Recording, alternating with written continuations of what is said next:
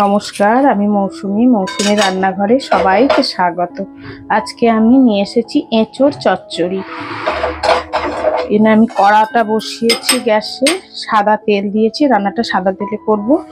এঁচোড় চচ্চড়িতে প্রথমেই আমি এঁচোড়গুলোকে কেটে ছোট ছোট করে কেটে আলু দিয়েছি। আলু আর এঁচোড় কেটে এখানে ভিনিগার, আদা বাটা, টক দই, হলুদ মাখিয়ে 10-15 মিনিট রেখেছি। দেখুন, এবার কড়াতে সাদা তেল বসিয়েছি, তেলটা গরম হয়েই এসেছে। এই এঁচোড় চচ্চড়ি খেতে তো অপূর্ব লাগে, এটা কিন্তু সবাই বানায় না, তাই আমি এটা বিশেষ করে বানাচ্ছি। আপনারা অবশ্যই বানাবেন, খেতে কিন্তু খুব ভালো, দারুণ লাগে খেতে।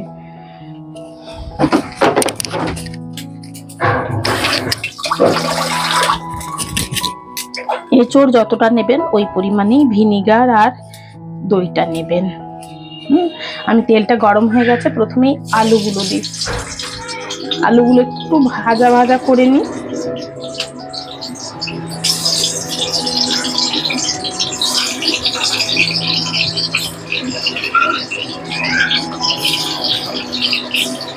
কিন্তু কোনো জল দেব না।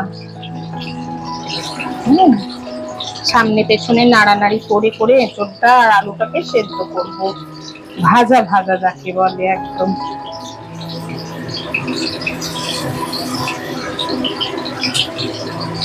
এঁচোড়টা আমার খুব নরম।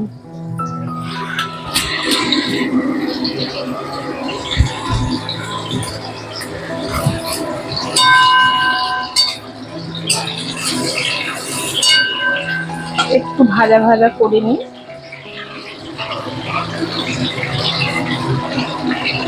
আর এতে দেবো আমি পোস্ত বাটা দেবো। এটা আমি পোস্ত বাটা দিয়ে করবো। পোস্ত বাটা, লঙ্কা কুচোনো আর টমেটো কুচোনো।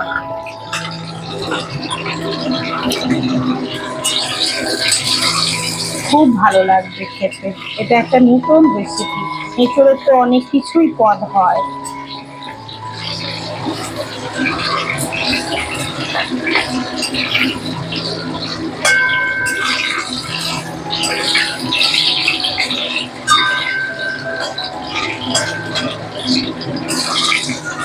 এবারে আমি এতে দেবো কাঁচা লঙ্কা।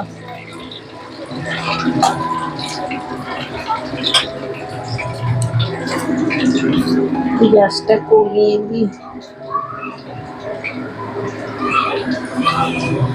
কাঁচা লঙ্কা কুচোনো গুলো দিলাম, দেবো টমেটো কুচোনো,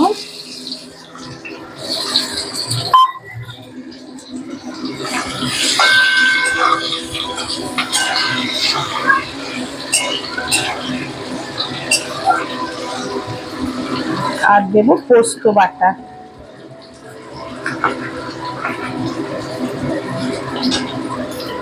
পোস্ত বাটা তো এখানে একটু বেশি দিতেই হবে, তেলটাও একটু বেশি দিতে হবে, কেন এগুলো তো আর জল দিয়ে সেদ্ধ হবে না, ভাজা ভাজা হবে।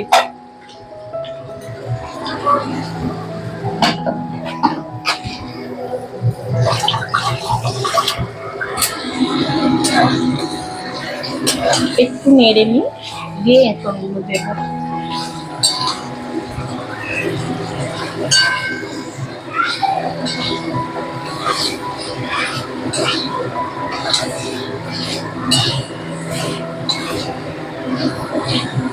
যে এঁচোড়টা আমি মাখিয়ে রেখেছি, ভিনিগার, টক দই, আদা বাটা দিয়ে, হলুদও দিয়েছি সাথে।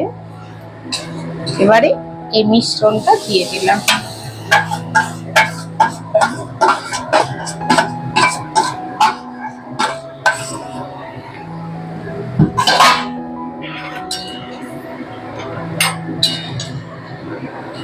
এবার এটা মিশিয়ে নেব এর সাথে খুব ভালো করে।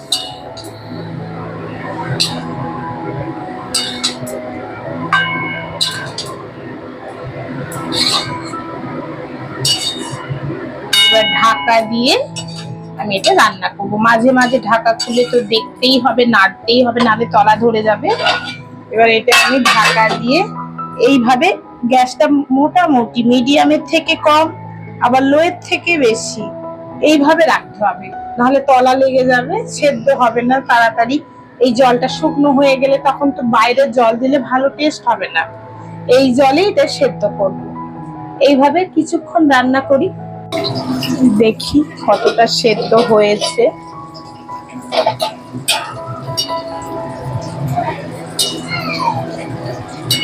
এখনো অনেক বাকি, একটু নেড়ে দিলাম সামনে পেছনে করে, ওপর নিচে করে।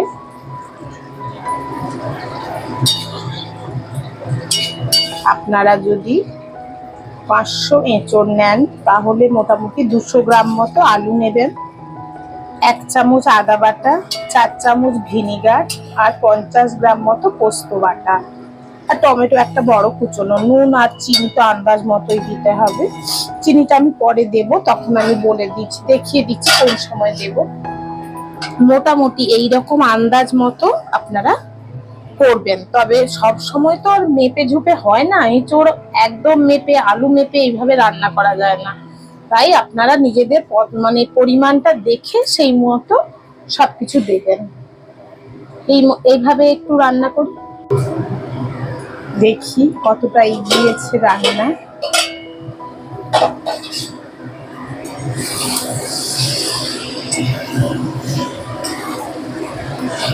এখানে আলু আর এঁচোড় সেদ্ধ হবে, কিন্তু গলে যাবে না কোনো কিছু, গোটা থাকবে, কিন্তু খুন্তিতে ভাঙে কাটলে কাটা হয়ে যাবে। যেহেতু ভিনিগার দেয়া হয়েছে, দইও আছে, সেহেতু ভাজা ভাজা হবে, তো একদম গলে যাবে না। আমি একটু নুন দেবো এই সময়, আগেও নুনটা দিলে আপনারা দিতে পারেন।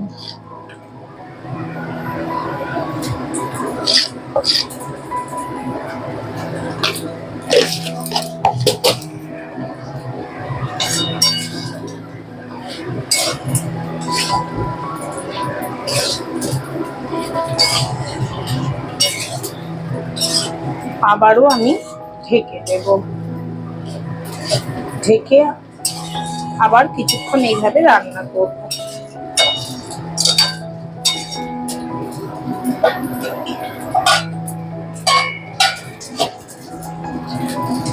এইভাবে আরো কিছুক্ষণ রান্না করব, দেখি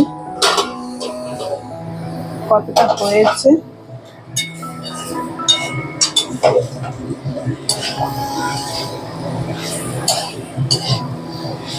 আমি এখন চিনি আর গরম মশলা দেব। চিনিটা একটু দেখেই দিতে হবে, কেননা ভিনিগার আছে, তো দই আছে, ভিনিগার আছে, মানে টক টক স্বাদটা যাতে ব্যালেন্স হয়ে যায়, সেই জন্য চিনি দিচ্ছি। চিনিটা আপনারা আপনাদের স্বাদ মতো দেবেন। চিনি আর একটু গরম মশলা।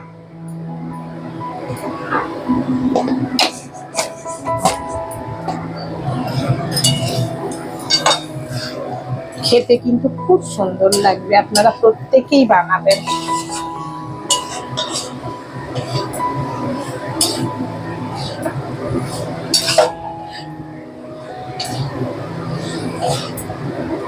আলু সেদ্ধ, এঁচড় সেদ্ধ কিন্তু গলে যাচ্ছে না, আর কোনো গ্রেভি তো এখানে থাকবে না, যেহেতু এটা চচ্চড়ি, এঁচড় চচ্চড়ি, সেহেতু শুকনো শুকনোই হবে। এবার শুধু এইভাবে একটু নেড়ে নিতে হবে উপর নিচে করে। খেতে খুব সুন্দর লাগে, গরম ভাতে খেলে দারুণ লাগে।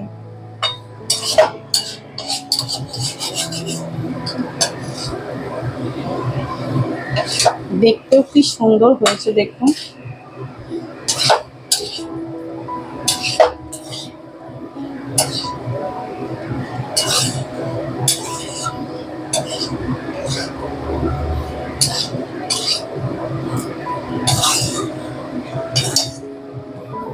এই দেখুন হয়ে গেল আমার এঁচড় চচ্চড়ি। আমি এবার এটা 2 মিনিট ঢেকে রাখবো স্ট্যান্ডিং টাইমে, তারপর ঢাকা খুলে পরিবেশন করব।